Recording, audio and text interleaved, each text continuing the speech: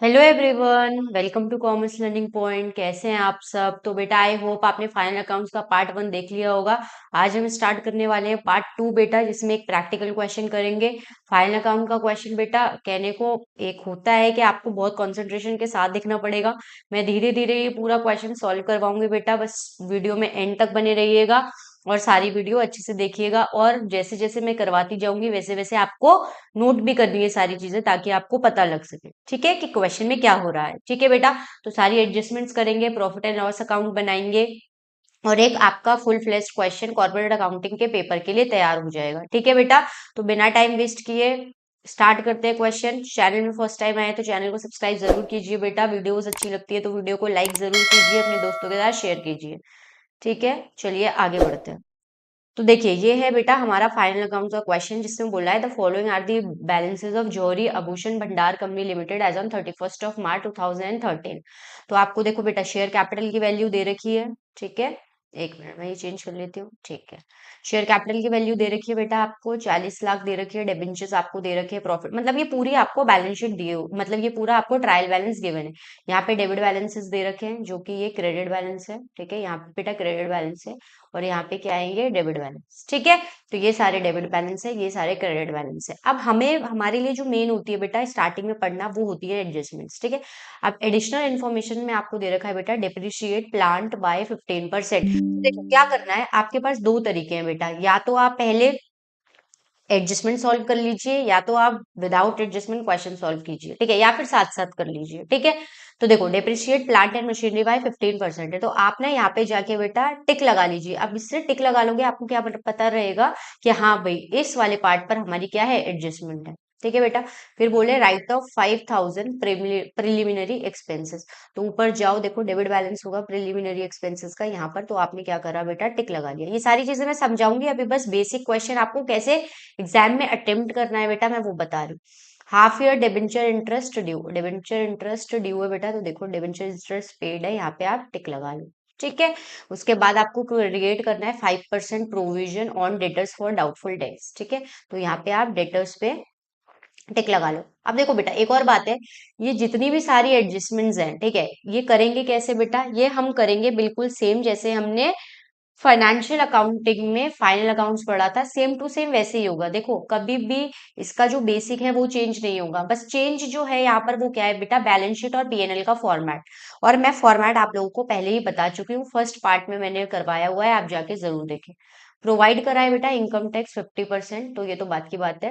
अब देखो स्टॉक दे रखा है आपको 31st ऑफ मार्च का, तो ये स्टॉक जो होगा बेटा वो आपका कौन सा स्टॉक होगा, क्लोजिंग स्टॉक। कौन सा स्टॉक होगा, क्लोजिंग स्टॉक। ठीक है, नेक्स्ट बोला है a claim 25,000 for workman compensation is being disputed by the company. ठीक है, चलो आगे बढ़ते हैं। The board declare a dividend of 12% on paid up capital including interim dividend transfer to general reserve 45,000 है, और फिर कॉर्पोरेट टैक्स आपका 17% है। तो ये जो सारी चीजें हैं बेटा वो बात की बात है, ये हम देखेंगे। प्रिपेयर क्या करने हैं हमें, फाइनल अकाउंट्स। फाइनल अकाउंट्स में आपकी दो चीजें बनेगी बेटा, एक तो आपका बनेगा प्रॉफिट एंड लॉस अकाउंट, दूसरी आपकी क्या बनेगी बेटा, बैलेंस शीट। ठीक है, तो चलिए बनाते हैं बेटा और स्टार्ट करते हैं अपना क्वेश्चन। आपको क्वेश्चन कैसे करना है, तो मैंने ऑलरेडी बैलेंस शीट का फॉर्मेट आपको बना दिया है बेटा। यहाँ पे पर्टिकुलर्स लिखते हैं, नोट नंबर लिखते हैं, अमाउंट लिखते हैं। आपको फॉर्मेट बिल्कुल शेड्यूल 3 के हिसाब से ही बनाना पड़ेगा बेटा। ठीक है, पहले इक्विटी एंड लायबिलिटीज आती है, शेयर होल्डर फंड और ऐसे ऐसे। मैंने आपको पूरा फॉर्मेट पार्ट 1 में करवा दिया है, आप वहां से जाके देख सकते हैं। ठीक है, तो देखो सबसे पहले हमारा आता है बेटा शेयर होल्डर फंड, जिसमें हमें क्या लिखना है, शेयर कैपिटल। तो हम बस कुछ नहीं करेंगे यहाँ पे, तो बस हमें नोट नंबर डालना है और सारी चीजें जो हमें करनी है वो कहाँ करनी है बेटा, नोट्स टू अकाउंट्स में करनी है। ठीक है, तो नोट्स टू अकाउंट में यहाँ पर भी हम डालेंगे बेटा नोट नंबर 1 और लिख देंगे शेयर कैपिटल। आप लोग बेटा कॉपी पेन लेके बैठिए, ऐसे नहीं कि हाँ चलो लेटे, और प्रैक्टिकल क्वेश्चन ऐसे नहीं हो सकते हैं। ठीक है, तो कॉपी पेन लेके बैठिए और जैसे जैसे मैं चीजें कर रही हूँ उनको समझते रहिए और करते रहिए। ठीक है, तो देखो पहले हमने लिखा शेयर कैपिटल। शेयर कैपिटल में क्या होता है बेटा, शेयर कैपिटल में हम लिखेंगे इक्विटी शेयर कैपिटल। ठीक है, मैं यहाँ पे शॉर्ट फॉर्म में लिख रही हूँ, आप पूरा पूरा लिखना, क्योंकि हमारे पास ज्यादा टाइम भी नहीं है बेटा। ठीक है, वीडियो को ज्यादा लंबी भी नहीं कर सकते हैं, तो जल्दी जल्दी हमें करना है, बट आप लोगों को एग्जाम में पूरा लिखना है। ठीक है, issued, subscribed and fully paid up, right. ये मैंने इक्विटी शेयर वाला जब बेटा वो करवाया था आपको चैप्टर, फर्स्ट चैप्टर, तब मैंने आपको बताया था कि शेयर कैपिटल को हम कैसे शो करते हैं बैलेंस शीट में। ठीक है, तो देखो हमारे पास क्या है बेटा, आप देखो क्वेश्चन अपने सामने रखो, मैंने भी अपने सामने रख रखा है, आप भी सामने रखो। 40,000 इक्विटी शेयर्स है, क्योंकि बार बार बेटा ऊपर नीचे करना पॉसिबल नहीं है। ठीक है, इक्विटी शेयर है ऑफ ₹100 ईच। ठीक है, क्या है बेटा, 40,000 इक्विटी शेयर्स है ऑफ ₹100 ईच। अब इसमें से हम लेस क्या करते हैं, इसमें से लेस करते हैं बेटा हम कॉल्स इन एरियर्स। क्या लेस करते हैं, कॉल्स इन एरियर। अब देखो कॉल्स इन एरियर ना का बैलेंस आपको यहाँ पे दिया हुआ है, मैं दिखा देती हूँ। देखो 40,000 का हमारा इक्विटी शेयर कैपिटल है बेटा, और यहाँ पे देखो कॉल्स इन एरियर आपको दे रखे हैं 75,000 के। तो ये 75,000 आप क्या कर दोगे बेटा, लेस कर दोगे, माइनस कर दोगे। तो ये अल्टीमेटली हमारा कितना आ गया बेटा, यहाँ पे हमारा आ गया 40 लैक्स, राइट। और इसमें से हम कितना माइनस कर देंगे, 75,000। ठीक है बेटा, ठीक है, बिल्कुल धीरे धीरे करेंगे बेटा, किसी को कुछ नहीं समझ आता है तो आप मुझे कमेंट करके जरूर बताइएगा। ठीक है, 39,25,000। तो ये क्या आ गया बेटा, हमारा अमाउंट आ गया इक्विटी शेयर कैपिटल का। अब यही अमाउंट हमें कहाँ लिखना है बेटा, यही अमाउंट हमें बैलेंस शीट में जाके लिखना है। तो हम चलते हैं बैलेंस शीट में बेटा, यहाँ पे हमने डाला था हमारा अमाउंट कितना आया था, वेयर आर अमाउंट इज 39,25,000। तो ये हमने यहाँ पे आके लिख दी।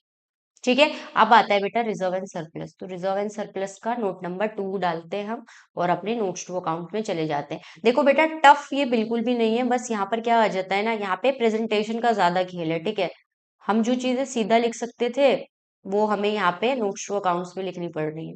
बाकी जितनी भी एप्लीकेशन है वो सबकी क्या रहेंगी बेटा, सेम ही रहेंगी। ठीक है, तो रिजर्व एंड सरप्लस में सबसे पहले हम क्या लिखेंगे बेटा, जनरल रिजर्व, क्योंकि हमें क्वेश्चन में गिवन है।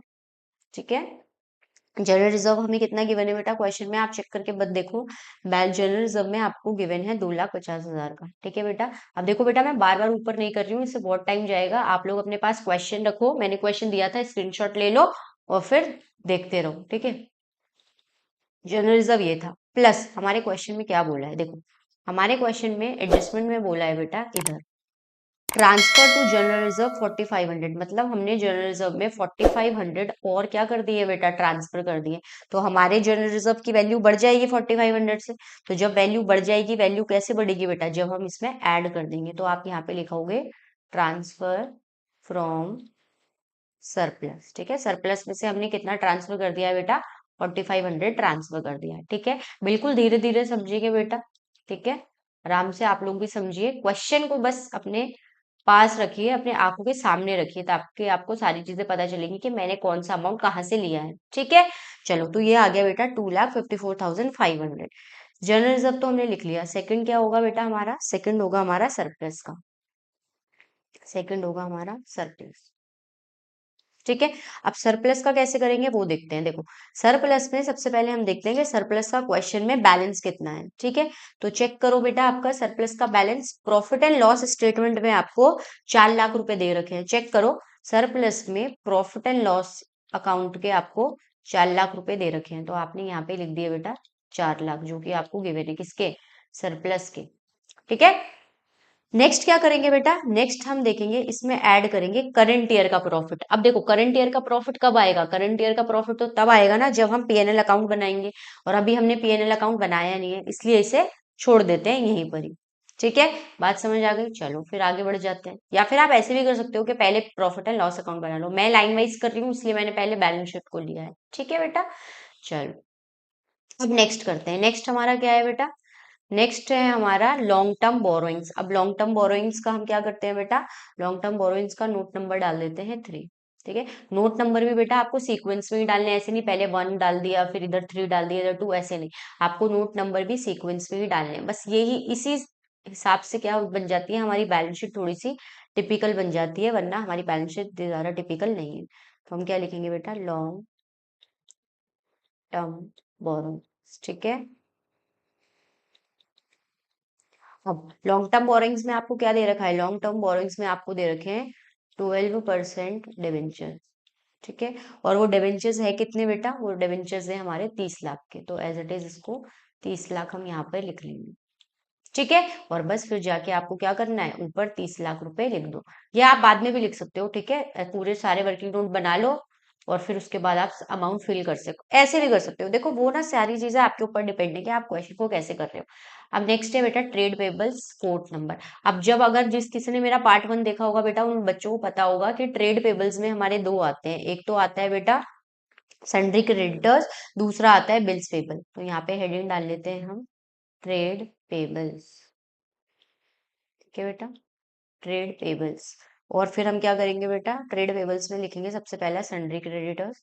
सन्ड्री क्रेडिटर देख के आओ क्वेश्चन में कितने दे रखे हैं। चलो, सन्ड्री क्रेडिटर्स हमें क्वेश्चन में दे रखे हैं बेटा 4 लाख, राइट। सन्ड्री क्रेडिटर्स हमें क्वेश्चन में दे रखे हैं बेटा 4 लाख। ठीक है, और फिर हमारा क्या आता है यहाँ पे बिल्स पेबल। क्या आता है बेटा, बिल्स पेबल। बिल्स पेबल हमें क्वेश्चन में कितना दे रखा है, 3,70,000। 3,70,000। ठीक है, तो ये टोटल हमारा कितना हो गया बेटा, 7,70,000। ठीक है, इजी, कुछ नहीं करना बेटा, बस आपको देखना है क्वेश्चन में कितना गिवन है और आपको लिख देना है। जिसमें एडजस्टमेंट नहीं है वो तो बहुत ही इजी है। तो यहाँ पे कितना हो जाएगा, 7,70,000 था, राइट। तो यहाँ पर आ गया हमारा 7,70,000। ठीक है, यहाँ तक सबको क्लियर है। अब हम करते हैं बेटा other current liabilities, fifth point. ठीक है, तो यहाँ पर हम डाल देते हैं नोट नंबर 5।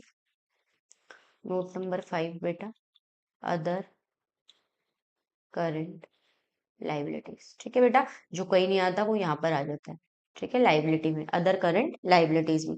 अब बताओ मुझे क्वेश्चन में अदर करंट लाइबिलिटीज कौन कौन सी दे रखी है बेटा।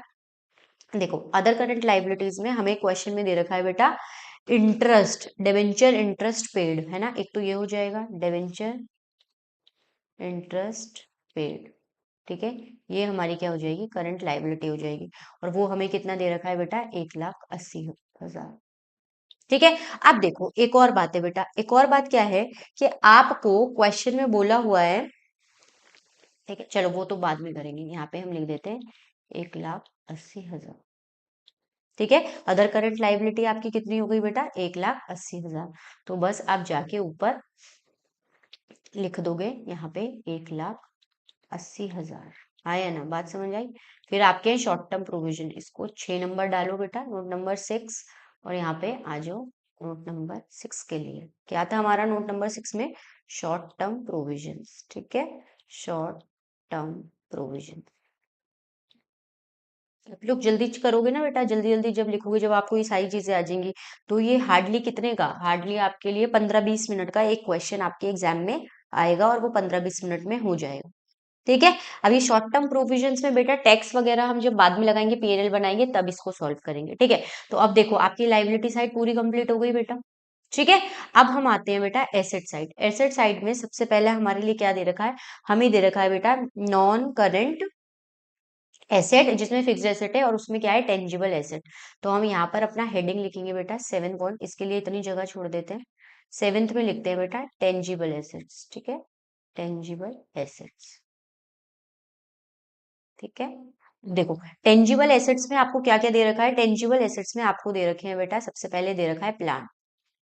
आपको क्या दे रखा है बेटा, प्लांट। अब देखो प्लांट की वैल्यू कितनी है आपकी क्वेश्चन में, 33,000, 33 लाख। प्लांट की कितनी वैल्यू है बेटा, 33 लाख। ठीक है, अब आपको क्वेश्चन में क्या बोला है, आपको क्वेश्चन में एडिशनल इन्फॉर्मेशन में बोला है बेटा डेप्रिशिएट प्लांट बाय 15%। मतलब प्लांट पे कितना डेप्रिसिएशन लगाना है आपको, 15% लगाना है। तो लगा दो बेटा, माइनस यहाँ पे क्या कर देंगे, माइनस यहाँ पे कर देंगे बेटा डेप्रिसिएशन ऑन प्लांट। ठीक है, डेप्रिसिएशन ऑन प्लांट। तो 33 लाख का 15% निकालो, वो आएगा बेटा 4,95,000। और आप लोगों को भी निकालना है बेटा, है ना, बस चीटिंग नहीं करनी है, आप लोगों को भी पूरा पार्टिसिपेशन दिखाना है और मेरे साथ क्वेश्चन करते रहना है। और जब हम इसको माइनस करेंगे तो हमारा आंसर आएगा बेटा 28,05,000। ठीक है, डन। नेक्स्ट हमें टेंजिबल एसेट क्या दे रखी है बेटा, प्रीमाइसेस। क्या दे रखा है, प्रीमाइसेस। और प्रीमाइसेस में बेटा कोई भी डेप्रिसिएशन नहीं है, तो इसका जो बैलेंस है वो एज इट इज आ जाएगा, विच इज 30,72,000। ठीक है, बात समझ आई। अब बस इनका दोनों का टोटल कर लो। इनका जब आप टोटल करोगे तो कितना आएगा बेटा आपका, 58,77,000। ठीक है, और जो ये 58,77,000 है, वो आप जाके टेंजिबल एसेट में लिख दो। हमारा नोट नंबर क्या था बेटा, 7 था, और आंसर क्या आया था हमारा 58,77,000, राइट। चलो यहाँ तक समझ आ गया। अब इंटेंजिबल एसेट देखते हैं बेटा। इंटेंजिबल एसेट में हमें क्या दे रखा है? इंटेंजिबल एसेट हमें कोई दे रखी है, देखो गुडविल का अमाउंट दे रखा है हमें क्वेश्चन में बेटा 2,50,000। तो यहाँ पे तो बस गुडविल ही है, हमें लिखने की कोई जरूरत है नहीं नोट में जाके, तो यहाँ पे बस लिख दो 2,50,000, नो नोट। ठीक है, ये दोनों हो गए। अब करंट एसेट की तरफ बढ़ते हैं। करंट एसेट में सबसे पहले आपको क्या दे रखा है बेटा? सबसे पहले आपको दे रखा है इन्वेंट्रीज। तो इन्वेंट्रीज आपकी देखो कितनी है क्वेश्चन में। स्टॉक देखो कितना है, स्टॉक है बेटा आपका 7,50,000 का, ये ओपनिंग स्टॉक है। और बट यहाँ पे बैलेंस शीट में कौन सा स्टॉक आता है बेटा? Closing stock. तो यहाँ पे कितना आ जाएगा बेटा आपका? 9,50,000। आप एडजस्टमेंट में जाके देखोगे तो आपको 9,50,000 दिखेगा बेटा क्लोजिंग स्टॉक। ये देखो, ये रहा क्लोजिंग स्टॉक। ठीक है बेटा, तो 9,50,000 का हमने क्लोजिंग स्टॉक लिख दिया। अब आते हैं हमारे ट्रेड रिसीवेबल्स। अब आप लोगों को पता ही है ट्रेड रिसीवेबल्स में भी हमारे दो आते हैं बेटा। क्या आते हैं?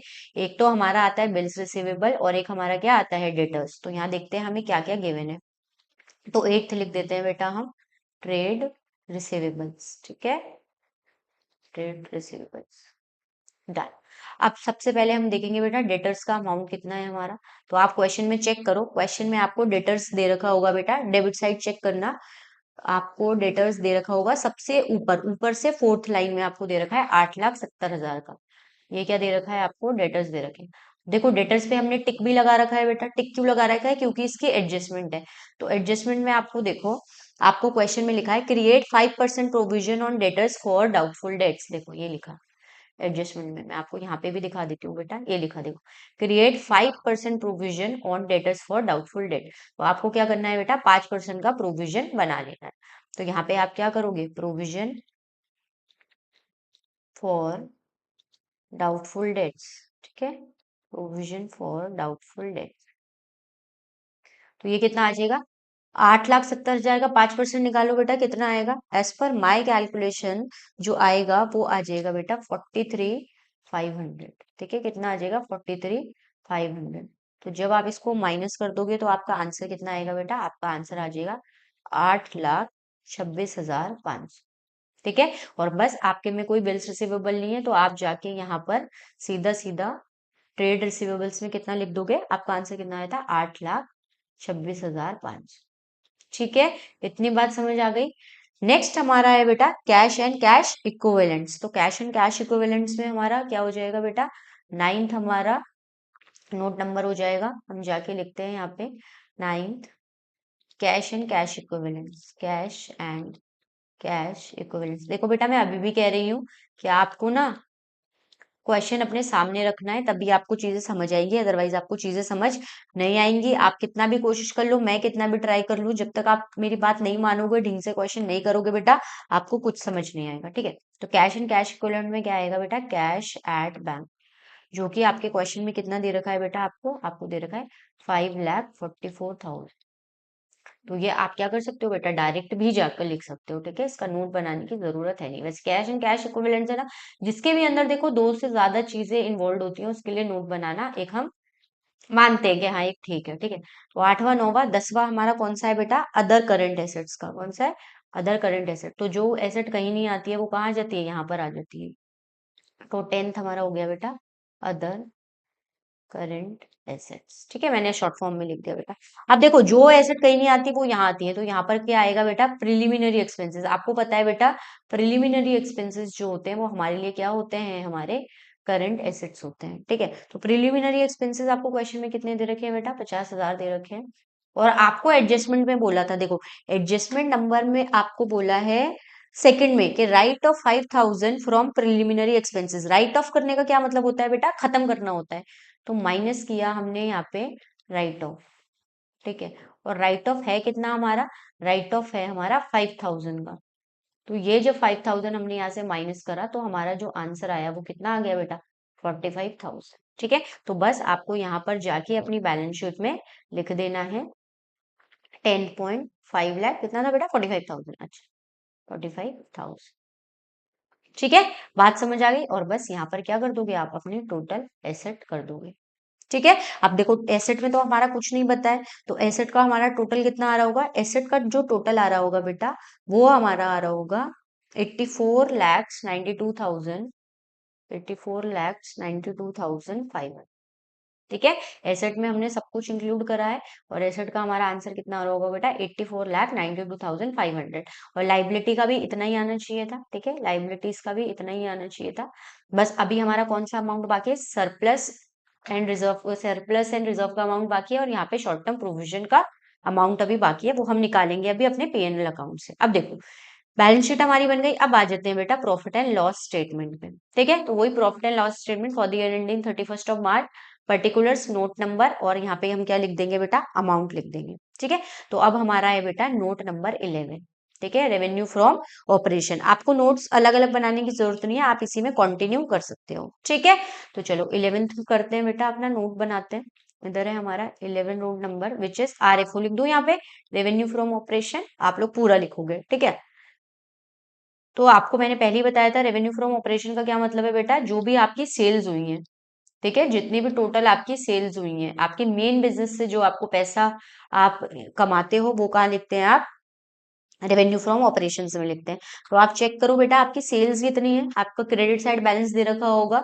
ठीक है, विच इज 41,50,000। तो यहाँ पे आप लिख दोगे 41,50,000। ठीक है, ये तो डायरेक्ट है। अब बस जाकर आपने क्या करा है बेटा, यहाँ पे जाके आपने 41,50,000 लिख दिया है। ठीक है, बात समझ आ रही है। अब टोटल रेवेन्यू भी क्या होगा, टोटल रेवेन्यू भी आपका यही होगा। क्यों होगा टोटल रेवेन्यू, क्योंकि और कोई इनकम आपको यहाँ पे नहीं दे रखी है। तो ये कितना हो जाएगा, 41,50,000 हो गया आपका टोटल रेवेन्यू। ठीक है, बात समझ आ गई। अब नेक्स्ट हम चलते हैं बेटा, नेक्स्ट है हमारा purchase of stock in trade. तो आप चेक करो आपको परचेजेस कितनी दे रखी है। आपको परचेजेस दे रखी है बेटा, डेबिट बैलेंस में देखना, आपको दे रखी है 18,50,000 और कोई एडजस्टमेंट नहीं है इससे रिलेटेड। तो आप डायरेक्ट यहाँ पे लिख सकते हो 18,50,000। ठीक है, अब बात आती है बेटा चेंज इन इन्वेंट्रीज। तो इसमें हम डालेंगे नोट नंबर 12 और अब इसको कैसे सॉल्व करते हैं वो आप मेरे साथ देखना। ठीक है, चलो ये सारी चीजें मैंने आपको ऑलरेडी करवा रखी है बेटा, तो आप ना फर्स्ट पार्ट में जाके जरूर देखिएगा, आपको पता चलेगा कि कैसे क्या होता है। तो मैं चेंज ऐसे लिख रही हूँ, चेंज इन इन्वेंट्रीज। ठीक है बेटा, तो पूरा पूरा लिखना है। तो देखो चेंज इन इन्वेंट्रीज में हम कैसे निकालते हैं बेटा, ये क्लोजिंग स्टॉक। ठीक है, क्लोजिंग स्टॉक हमारा कितना था, 9,50,000 था। हाँ या ना, ठीक है, 9,50,000 माइनस हम यहाँ से कर देते हैं बेटा अपना ओपनिंग स्टॉक। क्या कर देते हैं, ओपनिंग स्टॉक। ठीक है, ओपनिंग स्टॉक हमें कितना दे रखा था बेटा, 7,50,000। तो जो चेंज इन इन्वेंट्री, हमारी इन्वेंट्री में चेंज हुआ वो कितने का हो गया बेटा, 2 लाख का हुआ। ठीक है, तो यही 2 लाख जाके आपको कहाँ लिख देने हैं बेटा, चेंज इन इन्वेंट्री के अमाउंट में लिख देंगे। ठीक है, और देखो, हाँ 1 मिनट रुको बेटा। हम्म हम्म, तो यही आपको जाके कहाँ लिख देना है बेटा, चेंज इन इन्वेंट्रीज में लिख देना है विच इज 2 लाख।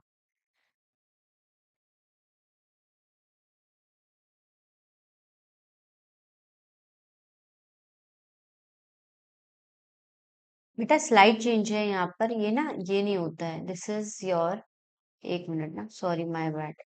ये होता है बेटा अपना opening stock minus closing stock. ठीक है बेटा, तो दिस वुड बी योर, ऐसे लिखो इसको,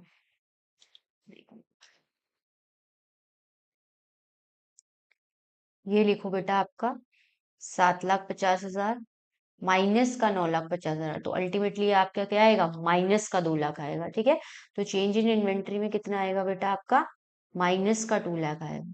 ठीक है, आई होप यहाँ तक आपको क्लियर होगा। ठीक है, ये हो गया बेटा हमारा चेंज इन इन्वेंट्रीज। उसके बाद हम करते हैं बेटा एम्प्लॉय बेनिफिट एक्सपेंसेस। तो यहाँ पे डालते हैं 13 नंबर और अपने नोट्स टू अकाउंट्स में चलते हैं। ठीक है, चलो 13 नंबर डालते हैं बेटा और लिखते हैं एम्प्लॉयज बेनिफिट एक्सपेंसेस। ठीक है, अब देखो इसमें क्या क्या आएंगे बेटा आपके, इसमें वेजेस आ जाएगा और क्या आ जाएगा, सैलरीज आ जाएगा। ठीक है बेटा, तो देखो आपको वेजेस कितने गिवन है, आपको वेजेस गिवन है बेटा क्वेश्चन में। डेबिट बैलेंस देखना बेटा, 9,79,800, 9,79,800। और आपको सैलरीज कितनी गिवन है चेक करो, वही उसके नीचे ही है, एक छोड़ के, 2,02,250 सैलरीज गिवन है।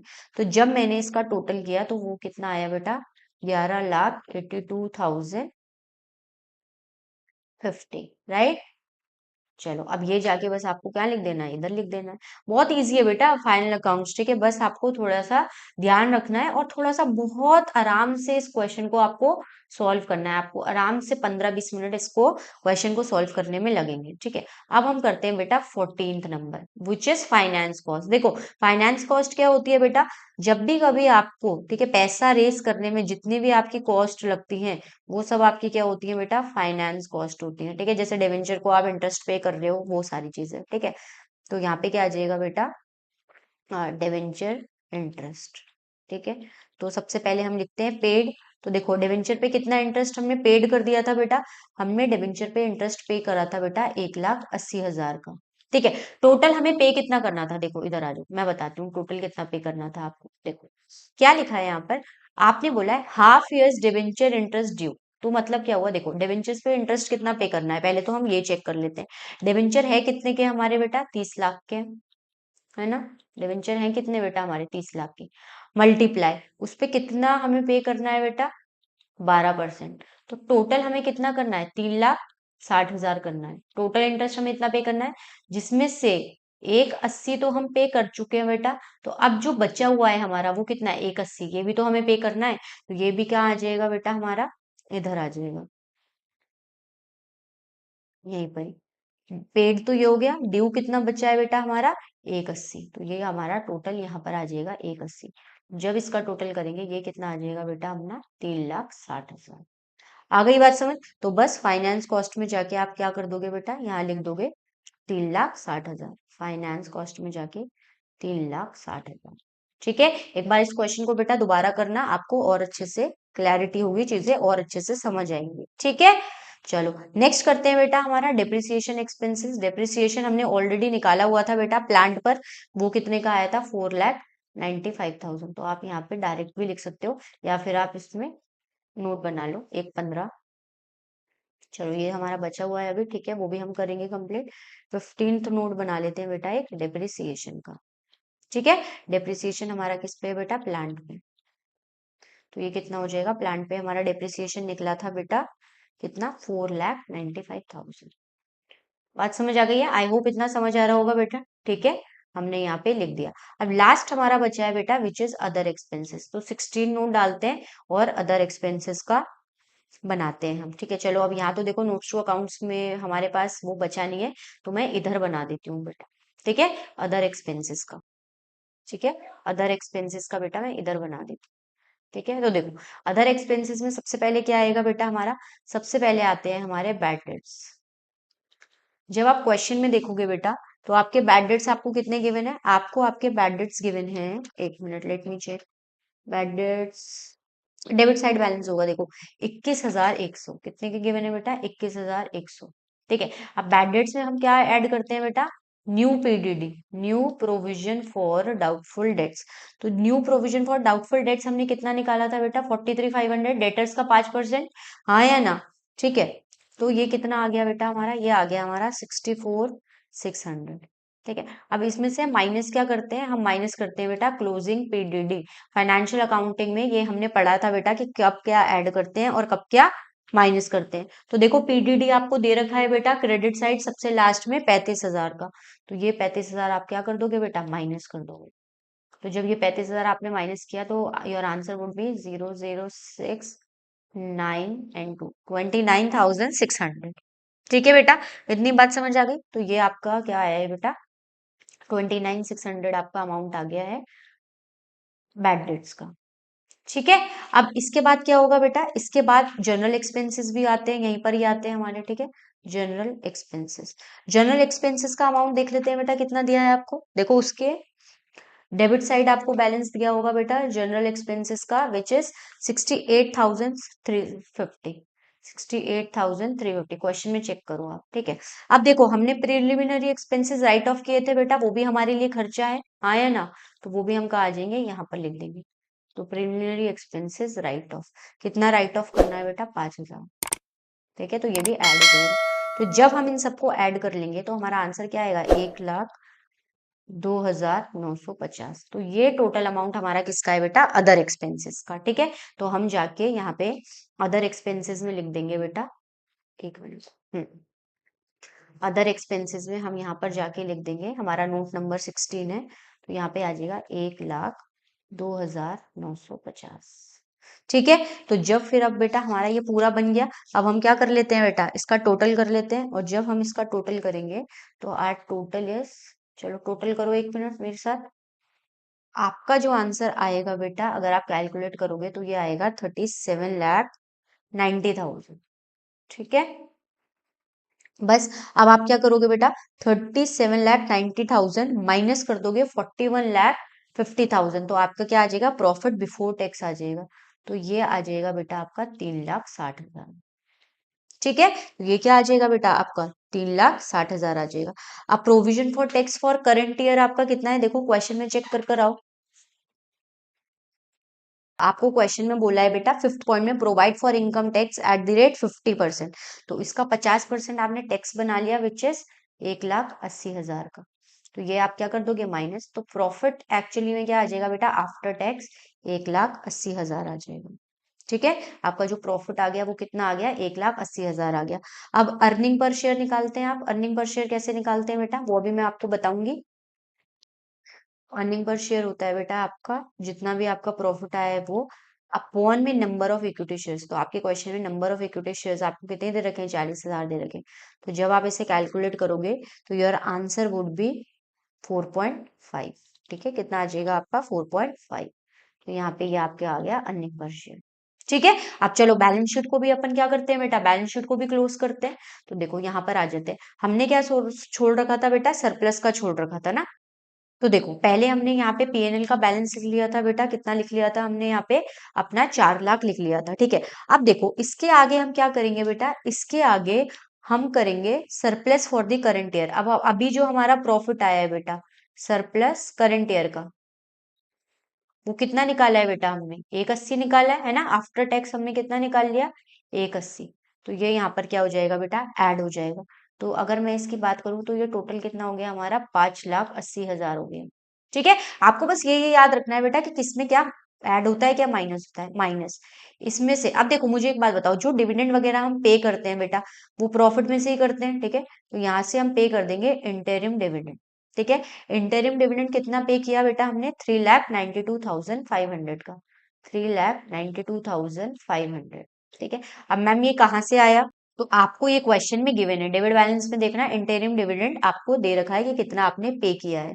ठीक है, आ गई बात समझ। अब फिर यहाँ पे जो बैलेंस बचेगा वो कितना बचेगा, 1,87,500। ठीक है बेटा, अब देखो अब हमने क्या किया था, जनरल रिजर्व सरप्लस में से जनरल रिजर्व में ट्रांसफर किया है 45,000, तो ये भी हम 4,500, तो ये भी हम माइनस कर देंगे, ट्रांसफर टू जनरल रिजर्व। ठीक है बेटा, सरप्लस में से तो ट्रांसफर किया था, तो इतना सरप्लस आपका क्या हो जाएगा, कम हो जाएगा। ठीक है, बात समझ आई है बेटा।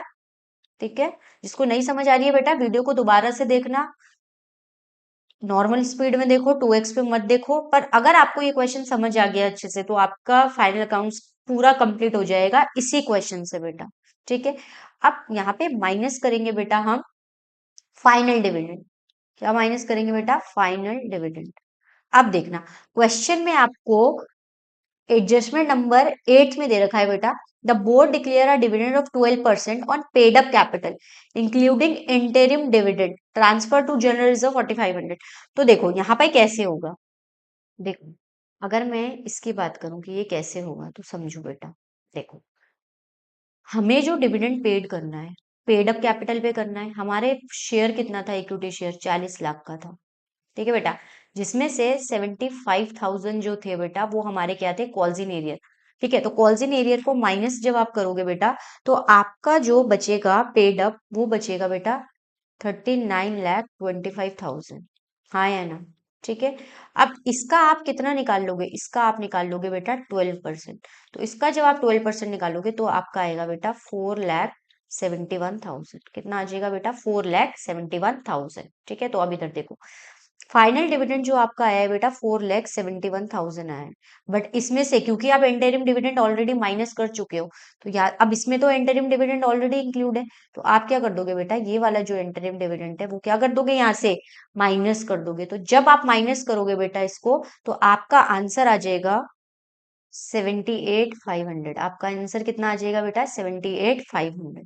ठीक है, यहां तक बात समझ आ गई। अब देखो, अब जो आपकी लास्ट एडजस्टमेंट है बेटा, तो बोला है कॉर्पोरेट डिविडेंड टैक्स इज 17%। तो आपको यहाँ पर क्या करना है बेटा, लेस कर देना है कॉर्पोरेट डिविडेंड टैक्स। एक मिनट को, ठीक है, लेस करो। अब कॉर्पोरेट डिविडेंड टैक्स जो है बेटा वो किस पे लगेगा, कॉर्पोरेट डिविडेंड टैक्स वो लगेगा बेटा आप पर, ये जो है ना पूरा अमाउंट 4,71,000 पे, ठीक है, 4,71,000 मल्टीप्लाई बाय 17%। तो इसका जब आप 17% निकालोगे तो वो आएगा बेटा 80,070। ठीक है, और जब आप इस पूरे को माइनस कर दोगे तो योर आंसर वुड बी 24,430। ठीक है, बात समझ आई। बस ये रिजर्व और सरप्लस का अमाउंट आ गया आपका। ऊपर जाके आप क्या कर दोगे बेटा, इसको लिख दोगे रिजर्व एंड सरप्लस की जगह पर। तो where is reserve and surplus, there is, तो यहाँ पर आ जाएगा बेटा ये 24,430। बात समझ आई बेटा, ठीक है। अब हमारा क्या बचा है, शॉर्ट टर्म प्रोविजंस। अब यहाँ पे हम सारे प्रोविजंस एक बारी लिख लेते हैं। कौन सा था, ये रहा बेटा। शॉर्ट टर्म प्रोविजंस में देखो क्या क्या आएगा। एक तो जो हमने प्रोविजन फॉर टैक्स बनाया है बेटा वो आएगा, प्रोविजन फॉर टैक्स। और हमने कितने का प्रोविजन रखा है बेटा, 1,80,000 का। हाँ या ना, अभी हम माइनस प्लस कर कर आ रहे हैं वहां पर। ठीक है, फिर हमारा आ जाएगा बेटा provision for final dividend, for final dividend. वो कितना है बेटा, 78,500। ये अभी ऑलरेडी हम ऊपर निकाल चुके हैं। ठीक है, और फिर हमारा क्या आ जाएगा बेटा, provision for corporate dividend tax.